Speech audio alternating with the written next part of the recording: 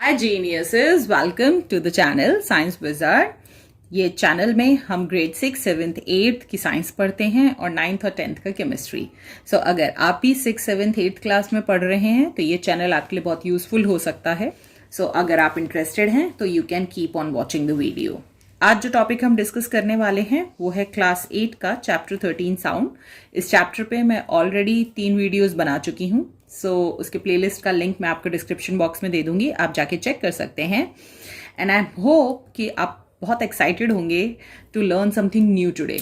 और आज क्या पढ़ने वाले हैं हम कि साउंड ट्रेवल कैसे करता है। So we are going to learn that how the ear help you to hear the sound. अगर पहली चीज बात करें कि साउंड कैसे ट्रेवल करता है, इससे पहले हमें ये पता होना चाहिए कि साउंड कैसे प्रोड्यूस होता है। हम ये ऑलरेडी पढ़ चुके हैं कि साउंड जो होता है वो प्रोड्यूस होता है जब भी कोई भी ऑब्जेक्ट वाइब्रेट करता है। तो any vibrating object can produce the sound. What is vibration? Suppose करो कि ये मेरा स्ट्रिंग है गिटार का, ठीक है, और जब मैं इस पे स्ट्राइक करती हूं तो जो स्ट्रिंग है वो अपनी जगह से क्या हो रहा है, देखो मूव कर रहा है, आगे पीछे आगे पीछे। अब कोई भी ऑब्जेक्ट जब अपनी मीन पोजीशन से टू एंड फ्रो मोशन करता है, to and fro motion like this, इसी को हम वाइब्रेशन कहते हैं। और इसी वाइब्रेशन के कारण साउंड प्रोड्यूस होता है, ठीक है।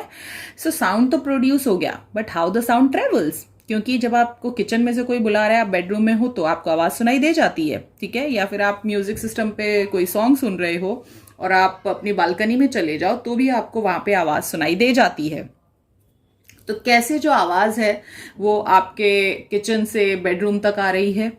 But the very important thing हम ये भी डिस्कस करने वाले हैं आज कि अगर साउंड ट्रेवल करता है एक जगह से दूसरी जगह, ठीक है, तो मैं केवल अपने किचन की आवाज ही सुन पा रही हूं अपने बेडरूम में। बट अगर मान लो कि 10-12 घर छोड़ के, ठीक है, कोई घर है और उसमें अगर कोई साउंड प्रोड्यूस होता है तो वो मुझे सुनाई नहीं देता है, बट मेरे किचन और बेडरूम की आवाज मुझे सुनाई देती है। ऐसा कैसे पॉसिबल है, हम वो भी डिस्कस करेंगे आज।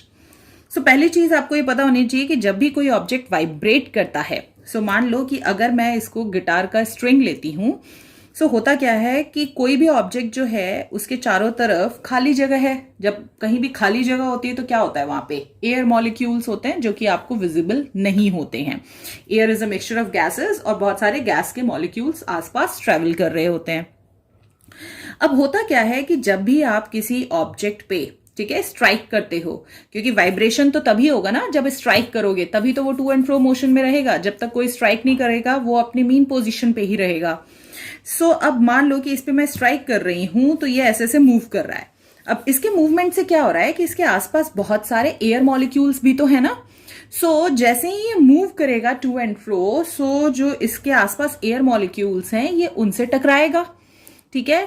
और जैसे ही उनसे कोलाइड करेगा तो वो अपना जो वाइब्रेशन है वो ट्रांसफर कर देगा टू द एडजेसेंट। एडजेसेंट मतलब जो ठीक उसके नेक्स्ट एयर मॉलिक्यूल है। Let me explain you how it happens. मान लो कि अगर ये ड्रम की मेम्ब्रेन है, ठीक है, और इस पर किसी ने जोर से स्ट्राइक किया, तो जब आप स्ट्राइक करोगे तो ये ड्रम का मेम्ब्रेन जो है ये ऐसे ऐसे मूव करेगा, ठीक है, to and fro like this.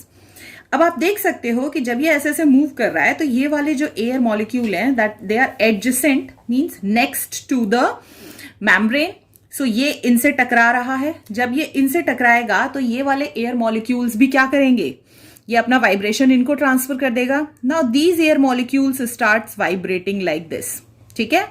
अब ये एयर मॉलिक्यूल वाइब्रेट कर रहे हैं तो आप देख सकते हो कि ये किससे टकरा रहे हैं, to the adjacent air molecule जो कि ठीक उनके नेक्स्ट है। तो ये वाइब्रेट करने लगेगा ऐसे ऐसे करके, ठीक है। फिर वो नेक्स्ट से टकराएंगे, फिर वो वाइब्रेट करेगा, फिर वो नेक्स्ट से टकराएंगे, वो वाइब्रेट करेगा, ये वाइब्रेट करेगा, ये वाइब्रेट करेगा, और फिर यहाँ पे आपके क्या आ जाते हैं, कान आ जाते हैं, ठीक है। तो वो वाइब्रेशन जो है वो कहाँ पहुंच जाता है, आपके ईयर्स में, और इसी वाइब्रेशन की मदद से जो ईयर्स हैं आपको वो साउंड को सुनने में मदद करते हैं। यहाँ पे हमने क्या देखा कि जब भी किसी ऑब्जेक्ट पे स्ट्राइक करते हैं और वो वाइब्रेट करता है, तो वो जो वाइब्रेशन है वो ट्रांसफर होता रहता है from one air molecule to the next. और यहाँ पे ये जो वाइब्रेशन है वो एक एयर मॉलिक्यूल से दूसरे मॉलिक्यूल तक ट्रांसफर होता रहता है, और इसी के कारण जो साउंड है वो ट्रेवल कर पाता है, जैसा कि मैंने आपको लास्ट वीडियो में समझाया था, compression and the rare fraction.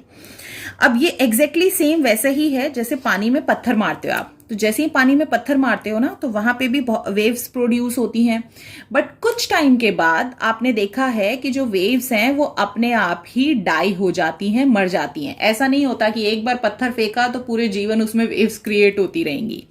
The same happens with the vibration which is produced in the sound also.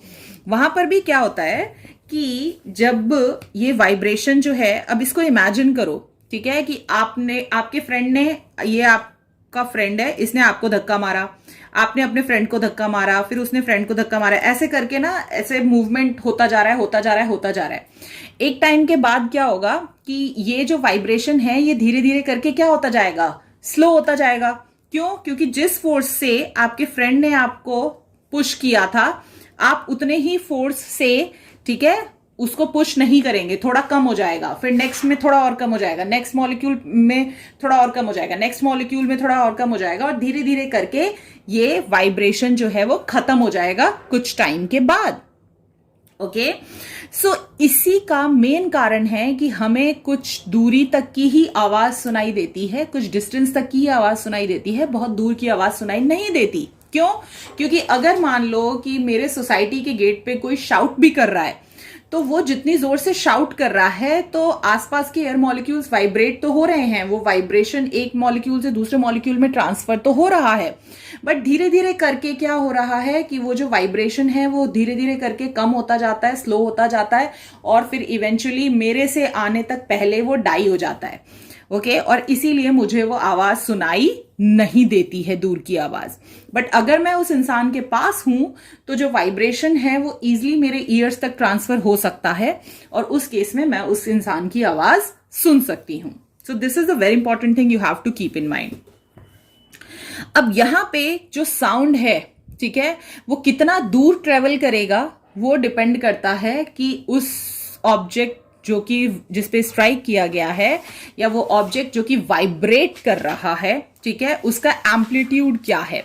सो जो कोई भी साउंड जो है वो कितनी दूर, कितने डिस्टेंस तक ट्रेवल करेगा वो डिपेंड करेगा एग्जैक्टली कि उस जो वाइब्रेट कर रहा है जो ऑब्जेक्ट, उसका एम्पलीट्यूड क्या है। सो आपने देखा होगा कि आप अपने घर में आरती करते हो, ठीक है, तो आपके घर के लोगों को ही सुनाई दे रहा है, बट अगर वही कोई लाउड स्पीकर पे आरती करता है तो लाउड स्पीकर पे पूरी सोसाइटी में सुनाई देता है, ठीक है, या फिर आप स्पीकर पे म्यूजिक सुनते हो तो बहुत सारे लोगों को सुनाई देता है। सो ऐसा क्यों हो रहा है, ठीक है, क्योंकि जो स्पीकर में साउंड प्रोड्यूस हो रहा है उसका वाइब्रेशन इतना ज्यादा है, मींस वो जो वाइब्रेशन है उसका एम्पलीट्यूड इतना ज्यादा है कि जो साउंड है वो बहुत दूर तक ट्रेवल कर पाता है, ठीक है। बट अगर मान लो कि कोई वाइब्रेशन जो है उसका एम्पलीट्यूड बहुत कम है, तो उस केस में जो साउंड है वो बहुत कम डिस्टेंस तक ही ट्रेवल कर पाता है। अब कैसे पॉसिबल है ये? अब एम्पलीट्यूड हमने पढ़ा था ना, ये साउंड वेव है, ठीक है। अब जैसे ही स्ट्राइक करोगे तो ये टू एंड फ्रो मोशन हो रहा है, टू एंड फ्रो मोशन हो रहा है, तो जो मैक्सिमम डिस्टेंस कवर होता है साउंड वेव के द्वारा फ्रॉम इट्स मीन पोजीशन, उसी को हम एम्पलीट्यूड कहते हैं। तो ये क्या है? एम्पलीट्यूड है, ठीक है। सो अब यहां पे एम्पलीट्यूड आप देख रहे हो, और ये एक दूसरी साउंड वेव है, इस केस में आप एम्पलीट्यूड देख रहे हो। अब ये जो एम्पलीट्यूड है, ठीक है, मतलब ये जो टू एंड फ्रो मोशन जो है वो इसमें ज्यादा है और इसमें कम है। ऐसा कैसे पॉसिबल है? सो इसीलिए पॉसिबल है क्योंकि इस ऑब्जेक्ट को बहुत धीरे से स्ट्राइक किया गया है, तो जितना धीरे से मारोगे उसका वाइब्रेशन जो है वो बहुत कम होगा, तो एम्पलीट्यूड भी क्या होगा? कम होगा। बट अगर उसी को मैं बहुत जोर से मारती हूं किसी ऑब्जेक्ट को, ठीक है, सो उस केस में जब जोर से मारूंगी तो वाइब्रेशन भी उतना ही ज्यादा होगा, और ज्यादा टू एंड फ्रो मोशन होने के कारण जो एम्पलीट्यूड है वो इंक्रीज हो जाएगा।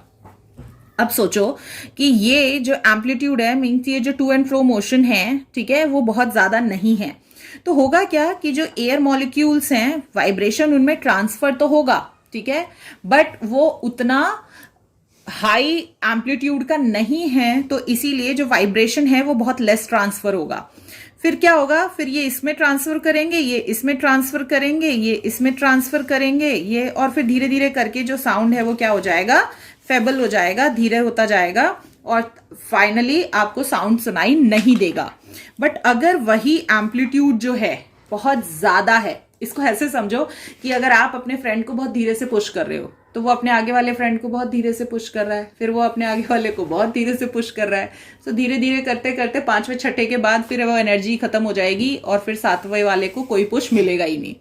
बट अगर मान लो कि आपने अपने फ्रेंड को बहुत जोर से पुश करा, तो वो आगे वाले से जाके खूब जोर से टकराएगा, उसके आगे जो खड़ा है वो उससे बहुत जोर से टकराएगा, फिर उसके आगे जो खड़ा है वो उससे भी जोर से टकराएगा। तो इस ढंग से आपके 10, 12 मे बी 15th फ्रेंड तक वो जो पुश है वो मूव ऑन होता रहेगा, ठीक है, और आपका 15th फ्रेंड भी गिर सकता है ड्यू टू योर पुश, क्योंकि आपने इतनी जोर से धक्का दिया था। The same happens over here also. यहाँ पे क्या है, ज्यादा एम्पलीट्यूड होगा तो क्या है कि जो एयर मॉलिक्यूल्स हैं उनको बहुत जोर से जो वाइब्रेशन है वो एयर मॉलिक्यूल्स में बहुत फास्ट ट्रैवल होगा, और फिर वो नेक्स्ट एयर मॉलिक्यूल से उतनी ही स्पीड से टकराएंगे, फिर नेक्स्ट एयर मॉलिक्यूल से उतनी ही स्पीड से टकराएंगे। तो उस केस में जो साउंड है वो बहुत दूर तक ट्रेवल हो सकता है, ठीक है। सो यहां पर जो very important thing you have to understand is that कि अगर किसी भी साउंड का अगर एम्पलीट्यूड कम है, ठीक है, तो उस केस में साउंड जो है वो बहुत कम डिस्टेंस ट्रेवल करेगा। और अगर किसी भी साउंड वेव का एम्पलीट्यूड बहुत ज्यादा है, मींस एम्पलीट्यूड ज्यादा है मतलब बहुत ज्यादा टू एंड फ्रो मोशन कर रहा है, तो उस केस में जो साउंड है वो बहुत लॉन्ग डिस्टेंस तक ट्रेवल कर सकता है। So we can say that the greater the amplitude of the vibration, the louder the sound is, and greater is the distance it will travel out before dying. Next is आप कैसे इस आवाज को सुन पाते हैं, ठीक है। तो अब ये जो वाइब्रेशन के कारण, due to the vibration of these air molecule sound एक जगह से दूसरी जगह ट्रेवल कर पा रहा है, और इसीलिए हम कहते हैं कि जो साउंड है उसको ट्रेवल करने के लिए मीडियम की जरूरत होती है। Either it can travel through the air, it can travel through the solids and through the liquids, but without any medium वहां पे साउंड ट्रेवल नहीं कर सकता, क्योंकि जो वाइब्रेशन है वो एक जगह से दूसरी जगह ट्रांसफर होगी ही नहीं, तो फिर साउंड ट्रेवल करेगा कैसे। सो दैट्स वाई जहां पे मीडियम नहीं होता है, लाइक इन स्पेस, वहां पे जो साउंड है वो ट्रेवल नहीं कर पाता, और स्पेस में इसीलिए आप एक दूसरे से बात नहीं कर सकते हैं।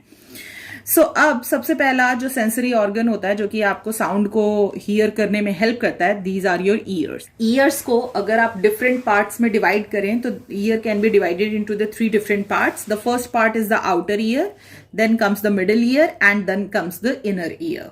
सो आपके कान जब किसी के देखते हो ना, तो आपको सिर्फ उसका आउटर ईयर दिखता है, जो आपका मिडिल और इनर ईयर होता है वो आपको दिखाई नहीं देता है।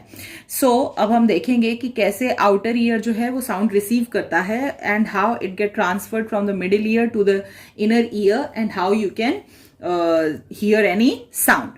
सो the first thing is the outer ear. So outer ear में सबसे पहला जो विजिबल आउटर पार्ट होता है आपके ईयर का, जो कि आप देख सकते हैं easily, that is called the पीना। ओके, आप किसी के कान देखते हो ना, तो ये वाला पोर्शन आपको दिखता है, this is the visible outer part. Okay, so इसको हम कहते हैं पीना। क्या काम होता है इसका? इसका एक ही काम होता है, ये साउंड को रिसीव करता है, ठीक है, मींस जो वाइब्रेशन है उसको रिसीव करता है ये। और फिर इसी पीना से कनेक्टेड होता है आपका ईयर ट्यूब। सो कभी ईयरबड्स अपने कानों में डालो तो ऐसा लगता है ना कि ऐसे गुफा टाइप है, वो चलती जा रही है, और फिर एक लेवल, एक डिस्टेंस पे आने के बाद फिर आपको लगता है अच्छा अब कुछ नहीं है यहाँ पे, अब इससे ज्यादा अंदर नहीं जा सकता।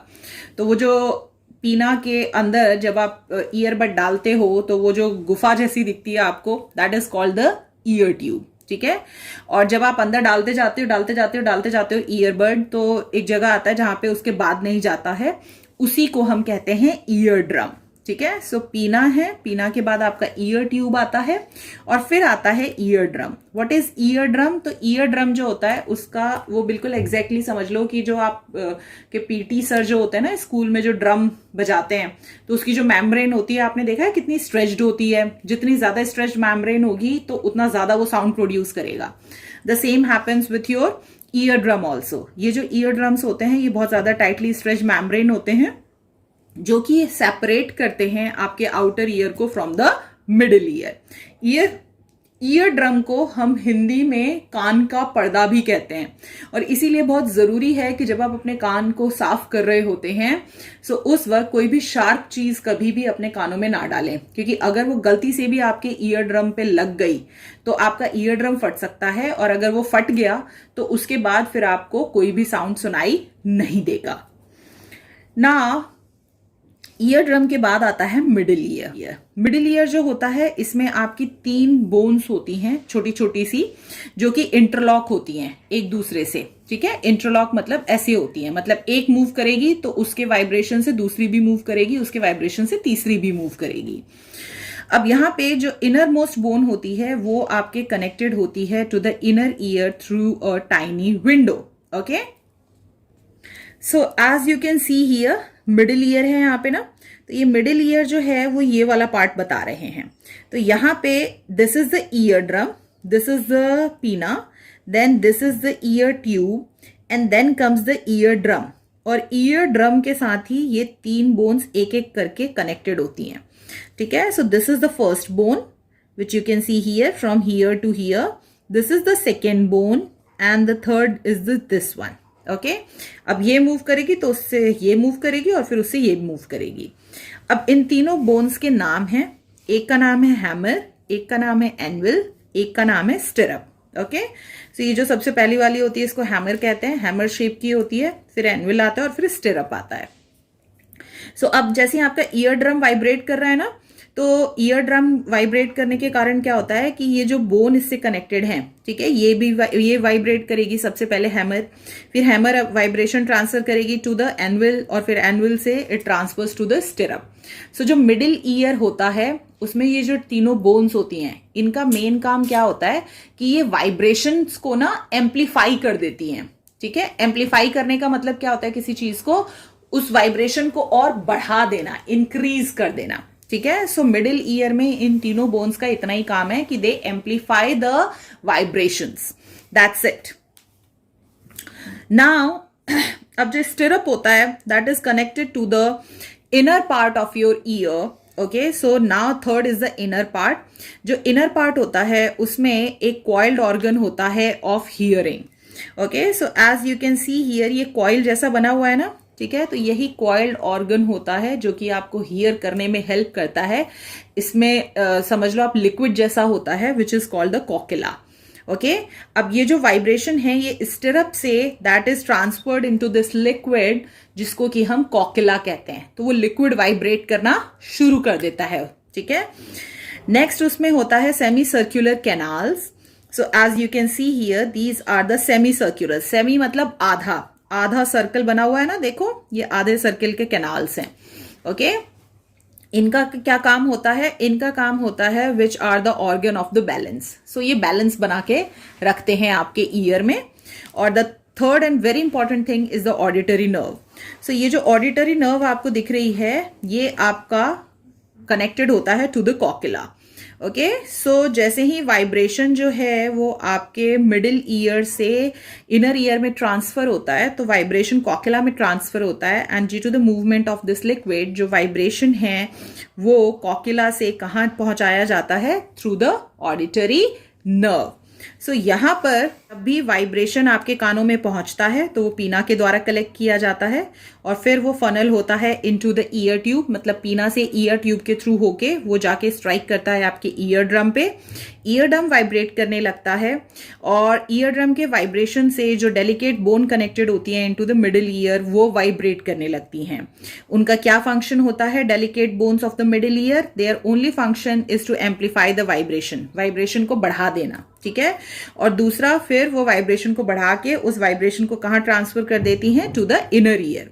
जैसे ही वाइब्रेशन आपके इनर ईयर पे पहुंचता है तो वहां पे जो हियरिंग ऑर्गन है आपका जिसको कि हम कॉकिला कहते हैं, ठीक है, वो वाइब्रेट करने लगता है, and due to the vibration of that वो सेंड करता है signal to the auditory nerves, ठीक है, ऑफ अवर नर्वस सिस्टम। तो अब जो सिग्नल है वो कॉक्युला से ऑडिटरी नर्व्स में पहुंच गया है, और ऑडिटरी नर्व से ये जो सिग्नल है ये आपके ब्रेन में पहुंचाया जाता है। फिर ब्रेन उस साउंड को इंटरप्रेट करता है, और फिर उसके बाद वापस जो है वो मैसेज सेंड किया जाता है टू योर ईयर कि ओके, तो आप ये वाली आवाज सुन रहे हैं, आप ये वाला सॉन्ग सुन रहे हैं। अच्छा, अभी आपने पापा की आवाज सुनी है, अभी आपने मम्मी की आवाज सुनी है। सो इसको आइडेंटिफाई करने में आपको कौन हेल्प करता है? Brain. So this is how आप अपने कानों की मदद से आवाज को सुन पाते हैं।